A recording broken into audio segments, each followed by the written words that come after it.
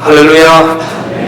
오늘 이 말씀을 가지고 누가 진정으로 성탄을 기뻐할 수 있는가 하는 제목으로 말씀을 나누겠습니다. 누가 진정으로 성탄을 기뻐할 수 있는가. 아폴로 15호는 미국 항공우주국 나사의 아폴로 계획에 따라서 유인 우주선 9번째로 달에 착륙했던, 그리고 유인 달 착륙으로는 4번째 그 우주선이 아폴로 15호입니다. 이것은 1971년도 7월 26일에 발사되어서 데이빗 스콧 선장으로 해서 제임스 B 어윈, 또 알프레드 M 워든, 이 세 분의 비행사가 달에 착륙했다. 그리고 그때 선장이니까 그 모선에 사령선에 있고, 또 사령선을 조종한 사람은 알프레드 워든이라는 사람이고, 이제 달에 착륙했던 그 착륙선을 조종했던 사람이 제임스 어윈이라고 하는 사람이에요. 이 제임스 어윈이라고 하는 이 사람이 믿음이 굉장히 좋았던 사람입니다. 그래서 그가 달에 착륙해서 마음속으로 끊임없이 암송했던 말씀이 시편 19절이라고 합니다. 시편 19절 1절에서 4절까지인데, 하늘이 하나님의 영광을 선포하고 궁창이 그의 손으로 하신 일을 나타내는도다. 날은 날에게 말하고 밤은 밤에게 지식을 전하니 언어도 없고 말씀도 없으며 들리는 소리도 없으나 그의 소리가 온 땅에 통하고 그의 말씀이 세상 끝까지 이르도다 하는 이 시편 19편 이 말씀을 계속 암송했대요. 얼마나 감격스러웠을까요? 정말 우주에 나와서 달을 보고, 또 달에서 지구를 보고, 그리고 하늘에 수많이 뜬 그 별들을 보면서 하나님의 그 영광을 하늘이 지금 선포하고 있고, 궁창이 하나님이 손으로 하신 일들을 드러내고 있는 그 장면을 보면서 얼마나 감격스러웠겠어요. 그래서 그는 이렇게 하나님의 말씀을 계속 암송했다고 합니다. 그리고 이제 돌아올 때는 이제 우주선에서 지구를 보는데 지구가 축구공만하게 보이더라는 거예요. 지구공만한데 푸르고 흐옇고 한 아주 아름다운 빛나는 별을 보게 되는 것이죠. 그러면서 점점 지구가 가까워 옵니다. 그런데 또 하나님의 말씀이 막 생각나는 거예요. 거기에 요한복음 3장 16절, 하나님이 세상을 이처럼 사랑하사 독생자를 주셨으니 이는 누구든지 그를 믿는 자마다 멸망하지 않고 영생을 얻게 하려 하심이라. 이 말씀이 생각나서 이 말씀을 계속 암송했다는 거예요. 자기가 달에서 그 축구공만한 지구로 계속 이렇게 내려오면서 느끼는 바가, 하나님이 도대체 저 지구가 뭐길래, 또 저 지구에 뽁닥뽁닥하고 살아가고 있는 저 사람들이 도대체 누구길래 하나님께서 하나님의 그 영광 보좌를 버리시고 이 땅에 관심을 갖고 오셨는가? 그리고 그 수많은 그 사람들 가운데서 어떻게 나에게 찾아오셔서 나를 하나님의 자녀 삼으셨는가? 그것을 생각하면서 요한복음 3장 16절 말씀을 암송했다는 거예요. 암송하고 하나님께 찬양을 하고 영광을 돌렸다고 합니다. 여러분, 오늘 성탄절은 바로 그 하나님의 나라가 지금 어딘지 우리 눈에는 보이잖아요. 어딘지 알 수 없어요. 그런데 이 땅에 내려오셨어요. 또 예수님은 구름을 타고 올라가셨는데 다시 구름을 타고 오신다고 그래요. 분명히 저 하늘 어느 곳에, 성경에는 삼층천이라고 말하고 있는데 어느 곳에 하나님의 그 보좌가 있어요. 그런데 우리를 찾아와 주셨어요. 그 찾아와 주신 날이 바로 성탄절이다 하는 것입니다. 여러분, 이 예수님께서 세상에 태어나신 성탄을 우리가 기념하고 하나님께 경배하는 주일입니다. 예수님의 성육신, 인간의 몸을 입고 이 땅에 오신 그날을 우리가 정말 우리의 마음을 활짝 열어서 나를 찾아와 주신, 또 나를 구원하기 위해서 대속의 제물이 되시기 위해서 이 땅에 오신 그 예수님을 저와 여러분이 마음을 활짝 열고 모셔드리고 영접하는 그런 이번 성탄절이 되기를 주님의 이름으로 축원합니다. 그래서 한 번도 빠짐없이, 여러분 이 자리에 한 번도 빠짐없이 다 그 우리를 위해서 오신 예수 그리스도를 마음에 영접함으로 말미암아 정말 축복의 성탄절이 될 수 있기를 간절히 축원합니다. 이 성육신의 신비와 하나님의 사랑을 우리가 한번 깊이 생각해 봐야 됩니다. 예수님이 탄생하셨다는 것은 엄밀하게 말해서 하나님 아들이 오셨잖아요. 하나님 아들이 오셨는데 하나님 아들 예수 그리스도는 하나님과 본질상 동등하신 분이에요. 본질이 동등해.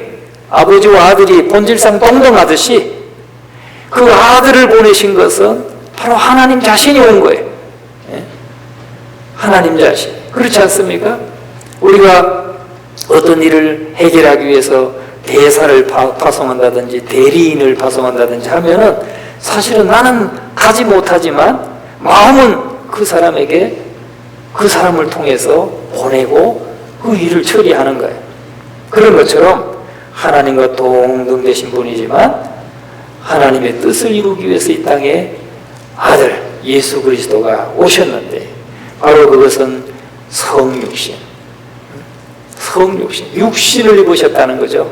그러나 하나님 당신이 오신 것이나 마찬가지다 하는 것입니다. 예수님과 하나님은 원래 본체가 하나이기 때문에 한 하나님이십니다. 예수님이 세상에 오셨기에 태어나셨다는 말로 표현하는 것뿐이고 하나님의 아들이 이 세상에 사람의 몸을 입고 오신 것입니다. 여러분, 이 불가사의한 사건을 우리가 무슨 말로 설명하고 연구한다고 이해가 되겠어요?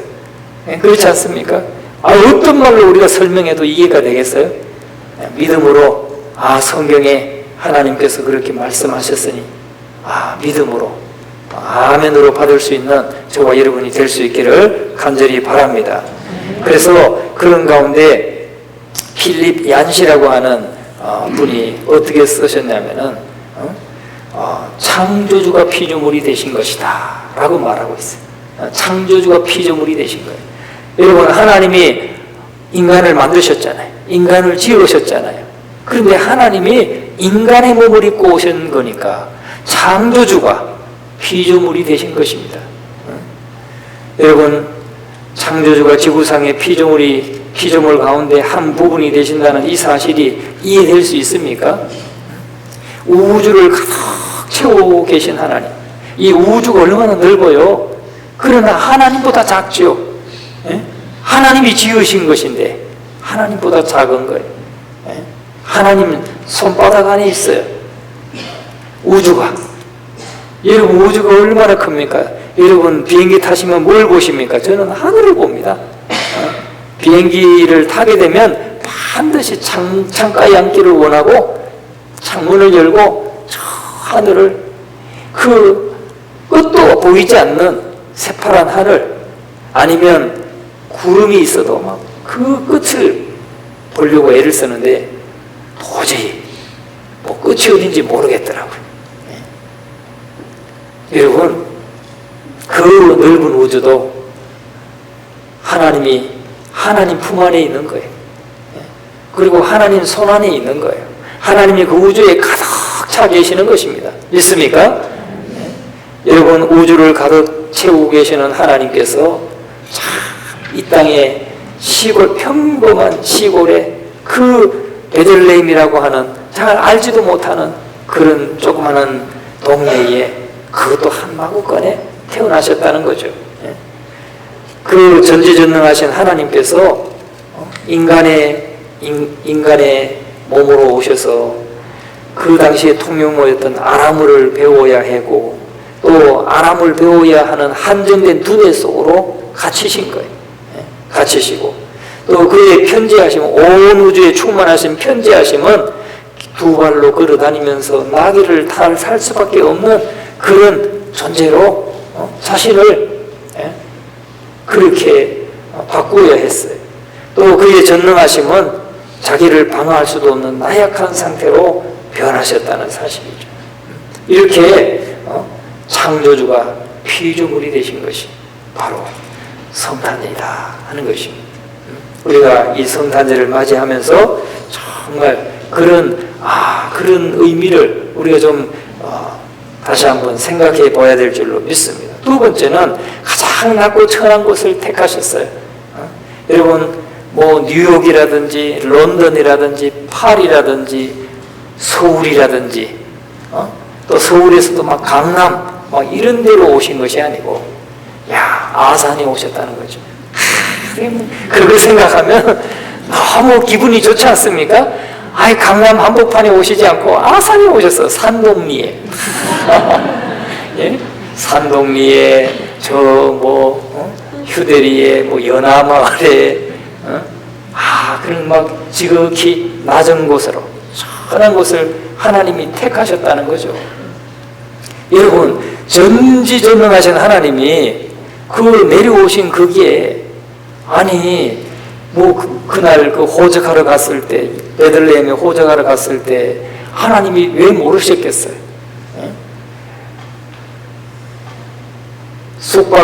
숙박 없어. 여기 성경에 여관이라고 나오는데 여관. 요즘엔 여관이란 말 잘 안 쓰잖아요. 잘 없잖아요. 현대화되면서 다 이름도 바꿔가지고 모텔, 호텔 다 그러는데 이 여관에 있을 곳이 없어요. 그런 걸 왜 하나님이 모르시겠어요? 다 아시지만은 그 베들레헴의 마구간, 그것도 마구간 어떻게 빌렸는지 참 그것도 신기해. 마구간에 거기에서 태어나시고 말구유 위에 올려진 예수님. 이것은요 전지전능하신 하나님 앞에 이게 우연히 된 것이 아니고 하나님이 그렇게 낮고 천한 곳을 택하셔 오셨다는 거예요. 우리 6절과 7절 한번 읽어봅니다. 거기 있을 그때에 해산할 날이 차서 처가들을 낳아 강보로 싸서 구유에 뉘었으니 이는 예관에 있을 곳이 없음이라라. 아멘. 여러분 요셉의 심정이 어땠을까요? 요셉이 마리아는 지금 정혼한 상태에서 자기는 동침도 안 했는데 성령으로 인해서 잉태되었는데 해산할 날이 차가지고 이제 오늘 내일 하는데 참 이렇게 호적하러 올 수밖에 없어요. 왔는데 또 방이 없으니 빈방 좀 찾느라고 아마 애먹었을 거예요. 수가시설 다 다녀봤을 거예요. 그래도 없어서 할 수 없이 이 마구간 하나 겨우 얻어가지고 그 마구간에 말구유 위에 예수님을 눕혔다는 사실이죠. 말구유가 어떻겠어요? 그 말구유 우리나라의 마구간하고 이 중동의 마구간하고 조금 다를 것 같기도 해요. 다를 것 같기도 해요. 그러나 여전히 누추한 것은 마찬가지죠. 냄새나고 또 비위생적이고 그런 것은 아마 다 비슷할 것이라고 생각이 됩니다. 그런데 여러분 이것을 우리가 어떻게 받아들여야 하겠습니까? 하나님은 다 아시는데 그날 호적하는 사람들이 많이 왔고 방도 없을 것이고 어떤 도움도 받을 수 없다는 걸 아실 텐데 예수님을 그곳에 나시게 했다는 것은 다시 말하면 얼마나 우리를 사랑하셨기에 그렇게 해서라도 세상에 태어나지 않으면 안 되었다고 생각하신 그 하나님의 그 마음, 그렇게라도 그런 바쁜 날 비집고 오셔서 그래도 우리를 만나 우리에게 오시기 위해서 오셨다는 그 사실을 여러분 그 하나님의 마음을 우리가 좀 헤아려 보고 생각할 수 있는 그런 성탄절이 되기를 주의 이름으로 축원합니다. 내가 무엇이길래 도대체 나를 얼마나 사랑하시길래 하나님이 그렇게 하나님의 아들이 그렇게 나실 수밖에 없었는가 하는 것이죠. 그리고 또 그 예수님의 나심은 큰 기쁨의 좋은 소식이라고 말씀하고 있습니다. 우리가 10절 말씀을 같이 한번 읽어봅니다. 천사가 이르되 무서워하지 말라. 보라, 내가 온 백성에게 미칠 큰 기쁨의 좋은 소식을 너희에게 전하노라. 아멘. 예수님의 나심은 온 백성에게, 이스라엘 온 백성에게 미칠 큰 기쁨의 좋은 소식이다 라고 말씀하고 있어요. 여러분, 오늘 성탄절을 맞이하는 저와 여러분에게 예수님의 나심, 예수님의 이 땅에 오신 그 소식이 저와 여러분에게 기쁨의 소식이 됩니까? 기쁨의 소식입니까? 아멘. 예, 우리가 기쁨의 소식으로 막 받아들여야 돼요. 받아들여야 돼요. 우린 지금 성탄절, 매년 오는 거, 성탄절, 그냥 요 마음의 수준에 머물러 있으면 안 돼요. 이제 우리는 정말 온 백성에게 미칠 큰 기쁨의 좋은 소식으로 예수님의 오신 소식을 받아야 될 줄로 믿습니다. 여러분, 가만히 생각해 보면 그 당시에 성전이 있었어요, 없었어요? 있었어요.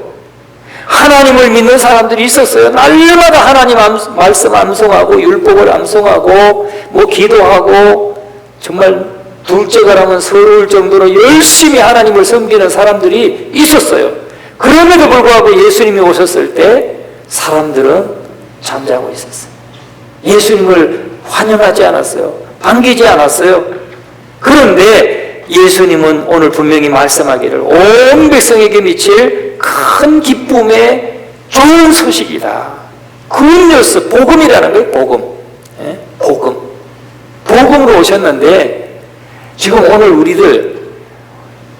우리가 여기에 이 등장하고 있는 이런 예수님을 기쁨으로 맞이했던 목자들과 또 주님을 기다렸던 사람들, 그들처럼 우리가 예수님을 지금 기다리고 있는가? 우리가 한번 이 생각해 봐야 된다니까요. 왜? 많은 그 당시에 많은 하나님을 믿던 사람들도 예수님을 환영하지 않았어요. 그렇게 기뻐하지 않았어요. 우리가 오늘 지금 열심히 예수 믿고 있다는 저와 여러분이 그렇게 무관심하게 그냥 대면대면하게 성탄절인데도 그냥 매년 오는 성탄절 이런 마음으로 우리가 지금 대하고 있지는 않은가? 한번 우리가 깊이 돌아봐야 된다. 여러분 11절 말씀을 같이 한번 읽어봅니다. 오늘 다윗의 동네에 너희를 위하여 구주가 나셨으니 곧 그리스도 주시니라. 아멘. 예, 오늘 다윗의 동네에 너희를 위하여 구주가 나셨다. 그리고 그분은 그리스도 주이시다. 구세주이고 우리의 주인이시다 라고 말씀하고 있습니다. 여러분, 매년 예수님의 나심을 기념하는 절기이긴 하지만 우리는 매년 정말 이 성탄절을 맞이할 때마다 정말 나의 구세주와 주님으로 오신 예수님을 기뻐하고 다시금 환영하고 다시금 내 안에 내 삶의 주인이신가? 내 삶의 주인이신가? 이것을 점검하는 절기가 될 수 있기를 주님의 이름으로 축원합니다. 여러분, 사람들은요 하나님과 교제하기를 원하지 않았어요. 수많은 사람들이 하나님과 교제하는 것을 원하지 않았어요. 하나님을 사랑했느냐? 사랑하지 않았어요. 하나님을 섬기기, 여러분 하나님 섬기기 원하십니까? 그러면 사람들이 그 당시에 하나님을 제대로 섬겼느냐? 아니에요. 우상 섬기고 또 하나님을 섬긴다고 하면서도 그렇게 성경에 예언했던 그 메시아가 오시는데도 사람들은 기뻐하지 않았고 받아들이지 않았어요. 그런 사람들의 결과가 무엇입니까? 일평생 수고하고 또 근심하면서 수고하면서 살아도 슬픔밖에 남지 않는 그런 허무한 실존이 되어버렸다는 거죠. 하나님 없이도 하나님의 의도를 벗어나서 제 마음대로 산 죄값을 짊어지고 영원히 저주받아야 되는 존재로 떨어져 버렸다는 거예요. 그게 우리 인간이에요. 오늘 우리들의 모습인 것입니다. 그럼에도 불구하고 하나님은 계속해서 우리를 사랑하셨습니다. 날마다 문 밖에 나와 기다리시고 우리 인간들이 돌아오기를 기다리고 계시는 사랑의 하나님이시란 겁니다. 오늘도 이 자리에 아직도 예수 그리스도를 구주와 주님으로 영접하지 않은 분이 있다면 여러분 아무도 빠짐없이 오늘 당장 예수 그리스도를 구주와 주님으로 받아들이시기를 주의 이름으로 축원합니다. 여러분, 하나님은 우리들에게 정말 우리의 죄값을 지고 십자가에 죽으시고 부활하시기 위해서 예수님은 이 땅에 오셨습니다. 우리를 구원하실 구원자가 세상에 임하신 것입니다. 우리가 찬양해야 되겠죠. 정말 우리 죄를 다 대속하시고 우리를 죄에서 구원하신 하나님이 우리를 찾아오신 이날, 우리는 할렐루야로 찬양해야 될 줄로 믿습니다. 우리에게는 이제 절망이 아닙니다. 이제 희망입니다. 우리에게 슬픔이 아닙니다. 기쁨입니다.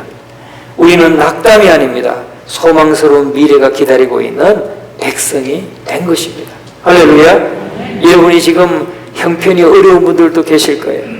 건강이 어려운 분도 계실 거예요.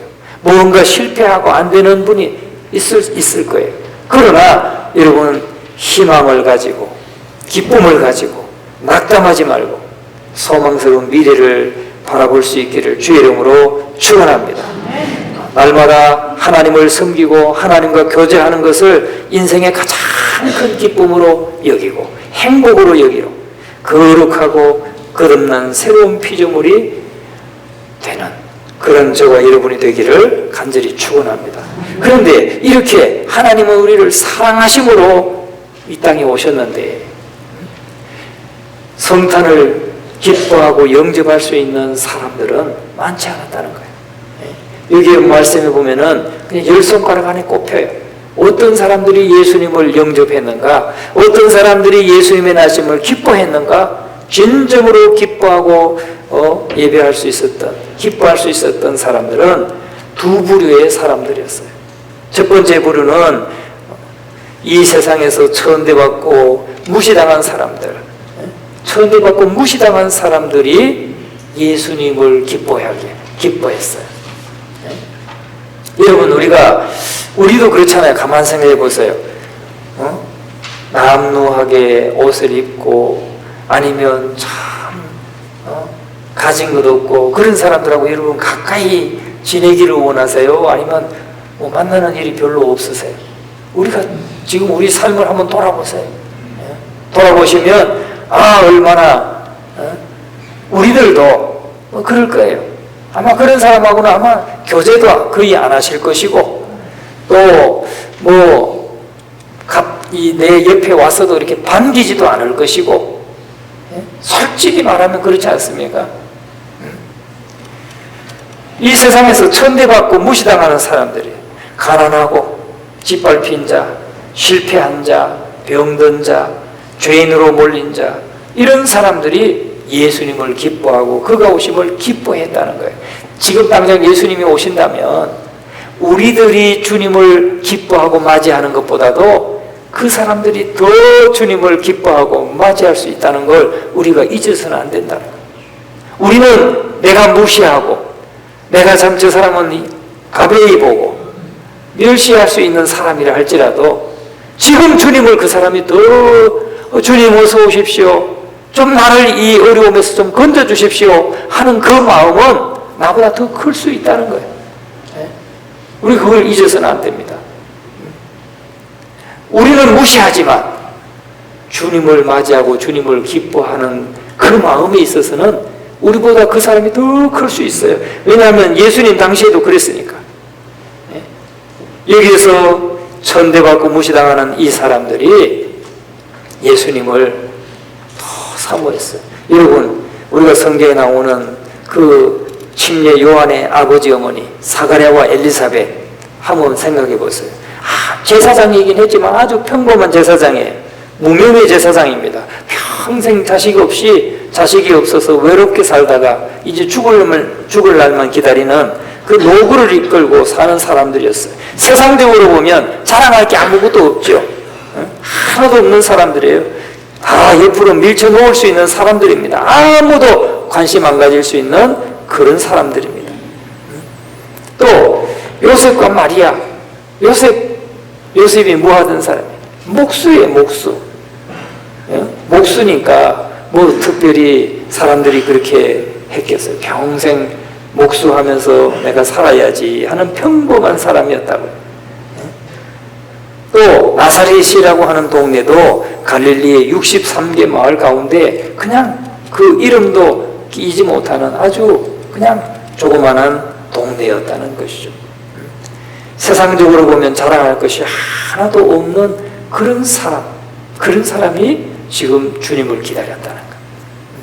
또 여러분, 예수님의 탄생의 소식을 듣고 찾아왔던 이 목자들, 그 당시에는 이 목자의 직업을 가진 사람들은 가장 천민 중에 하나였어요. 남의 양떼를 밤새 지켜주는 것을 업으로 삼는 사람들인 것입니다. 그런 사람들이 예수님을 맞이하고 환영하고 기뻐했다는 것입니다. 또 나중에 예수님의 탄생을 사람들 앞에 자랑하고 좋아하던 시므온과 안나라고 하는 선지자, 이 사람들도 평생을 초라하게 살던 사람이고 평생 외롭게 산 사람들입니다. 안나 같은 사람은 결혼하고 7년 만에 남편을 여의고 84년 동안 성전에서 기도하면서 살았던 사람이에요. 이런 몇몇 사람들이 예수님이 세상에 오실 때 환영하고 기뻐했다는 말입니다. 모두가 어떤 사람이에요? 세상적으로 보면 천대받는 사람이고 무시당하는 사람이고 또 세상에 무슨 소망이나 자랑할 것이 하나도 없는 그런 사람들이었어요. 그런 사람들이 주님을 기뻐하고 맞이하고 환영하고 했다는 거예요. 그러면 지금 당장 예수님이 오신다고 할 때 우리가 뭐 뻐길 수 있는 게 하나도 없어요.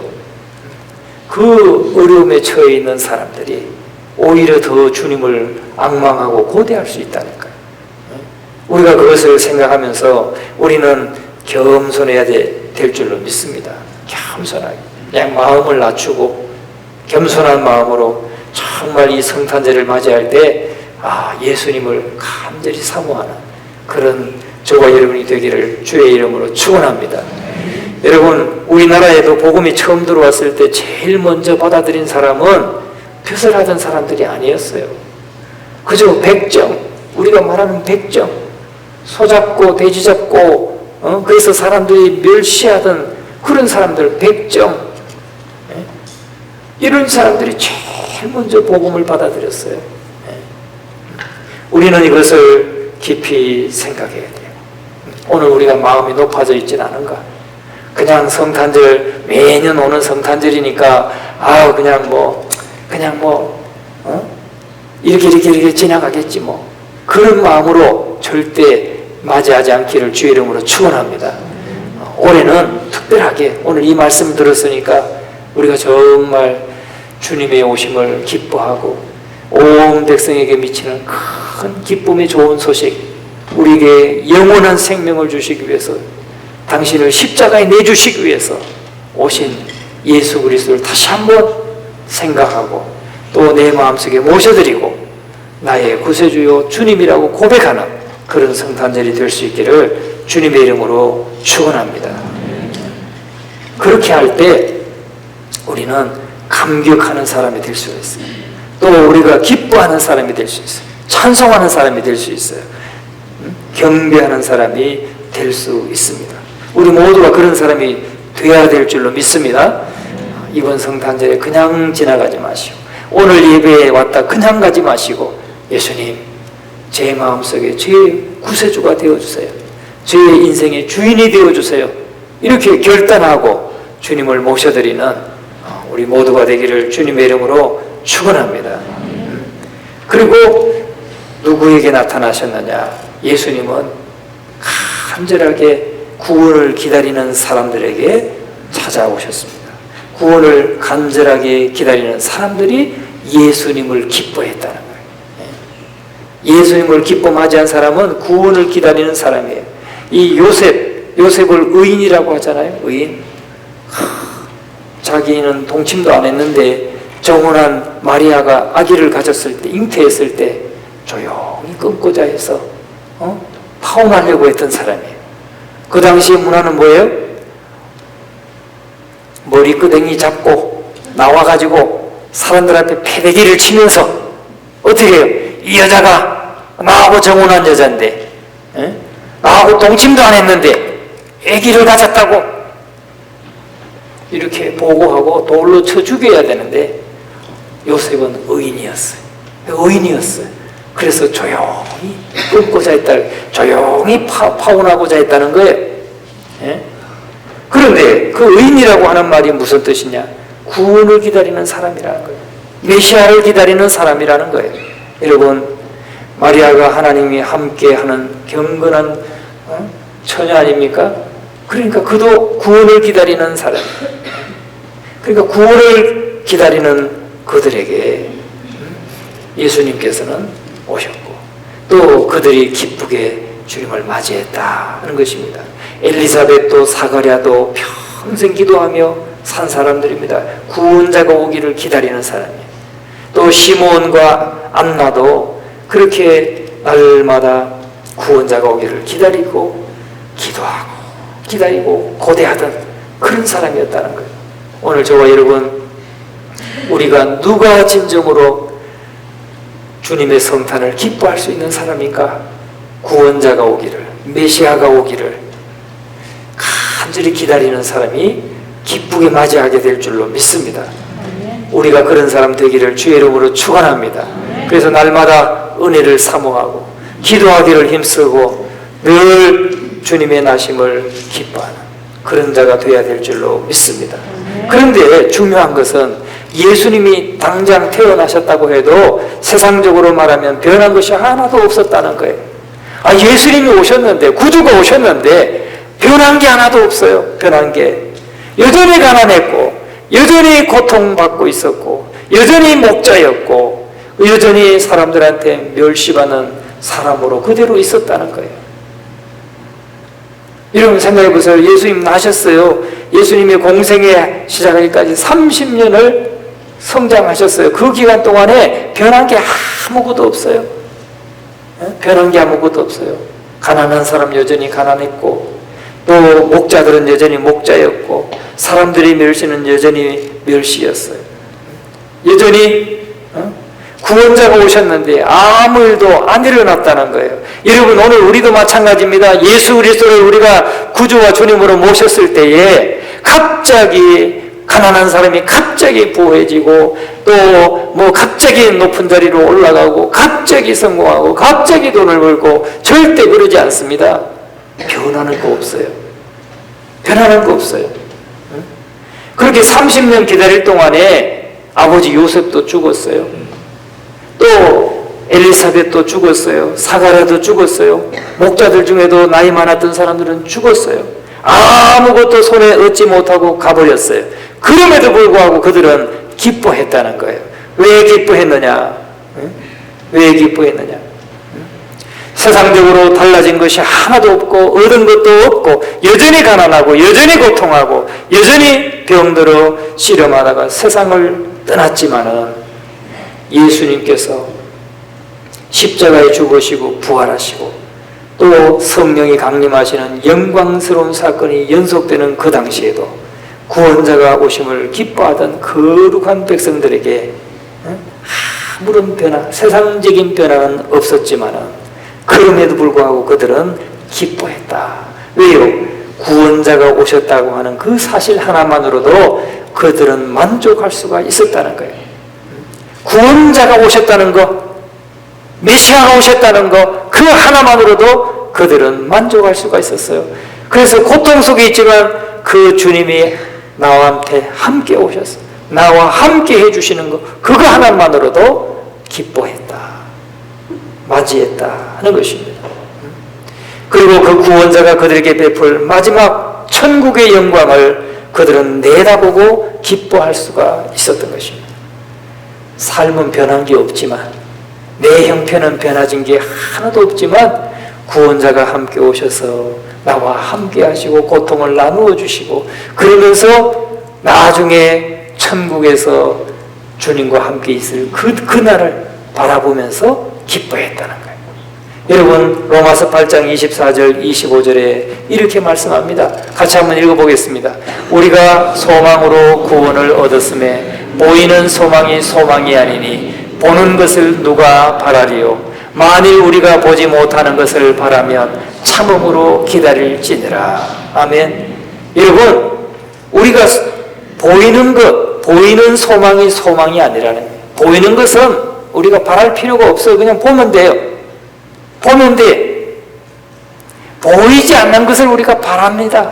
보이지 않는 것을 바라고, 그것이 되기를 원하고 소원하고 그러는 거죠. 그래서 만일 우리가 보지 못하는 것, 즉 보지 못하는 하나님의 나라, 천국, 이게 보이지 않아요. 그런데 그 보이지 않는 하나님을 바라본다면 뭐 해야 된다는 겁니까? 참아야 된다는 거예요. 참고 기다려야 된다. 참음으로 기다릴지니라. 예? 여러분, 오늘 우리에게 주님이 오셨어요. 우리의 구세주가 되시고 우리의 주인이 되어주셔요. 내 삶의 형편은 달라지는 거 없지만은 주님이 나와 함께 하시기 때문에 내가 용기를 얻고 위로를 받고 새 힘을 얻고 그렇게 이겨나갈 뿐이에요. 그런데 뭘 바라봐야 돼? 그 하나님 나라를, 천국을, 미래의 천국을 바라보면서 오늘 참고 인내해야 된다. 그게 성도의 삶이다 라고 말씀하고 있는 것입니다. 오늘 저와 여러분, 그 주님께서 우리 안에 나시고 또 우리가 그런 위로를 받고 하려면 주님을 모셔야 되는데, 그러려면 우리가 낮아져야 돼. 우리 마음이 겸손하게 낮아져야 돼. 오늘 이 시간 우리 주님을 기쁨으로 맞이했던 이 두 부류의 사람들, 세상에서 천대받고 무시당하는 사람들, 구원을 간절히 기다리는 사람들, 그들이 주님을 진정으로 기뻐하고 맞이했다는 사실을 기억하면서 오늘 저와 여러분이 우리의 형편과 삶은 달라지는 거 없다 할지라도 주님이 이 땅에 우리와 함께 하셨고 또 내 안에 구세주가 되시고 주님이 되어주셔서 미래의 소망을 갖게 하셨으니 늘 그 소망을 바라보고 참고 인내하며 승리하는 저와 여러분 되시기를 간절히 축원합니다.